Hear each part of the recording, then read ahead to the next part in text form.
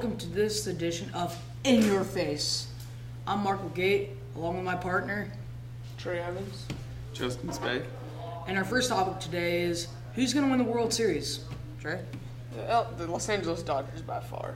They have so much talent in their fielding, in their batting, and in their bullpen. They have Clayton Kershaw, arguably the best pitcher in the league. They have Dan Herron, he's eh. They have Zach Greinke, he's having a pretty decent season this year. And then they have, who else do they have? I know they have Brian Wilson and Chris Perez, they're eh.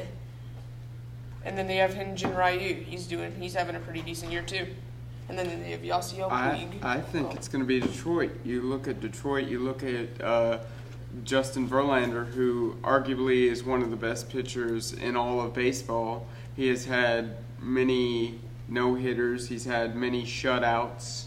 But he isn't having that good of a year this season. But you also have Max Scherzer. And then you on the offensive end, you have you don't have Maglio Ordonez. You have Miguel Cabrera, and you have a great defense, especially in center and left and right for speed. You have good defense on third base, second base, and first, and you have a great catcher.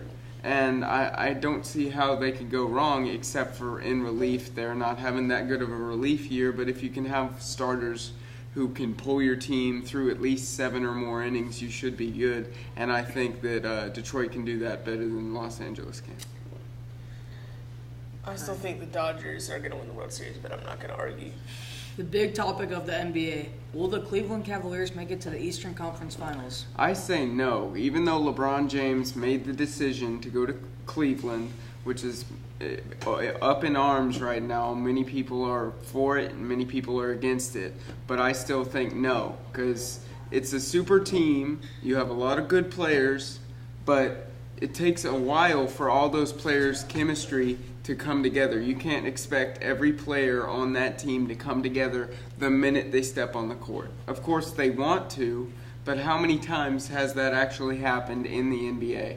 Very slim to none. So I say no, but they will have a chance and they will be a powerhouse within their division, but they won't have a chance to go to the NBA Finals for the next couple years. I think they will. I mean, they have LeBron James, the best player in the world. They have Kyrie Irving, a top 5-point guard in the league. And they have Andrew Wiggins, future Rookie of the Year. And then they have Anderson Varejao. He's like he can be one of the top rebounders in the league if he stays healthy. They're too good and too young. They'll run the fast-paced offense that LeBron loves to run. He ran it in Miami, but then everyone got old and slow. So there's no stopping them. They're going. But they're so young, they can make easy mistakes that a veteran might not.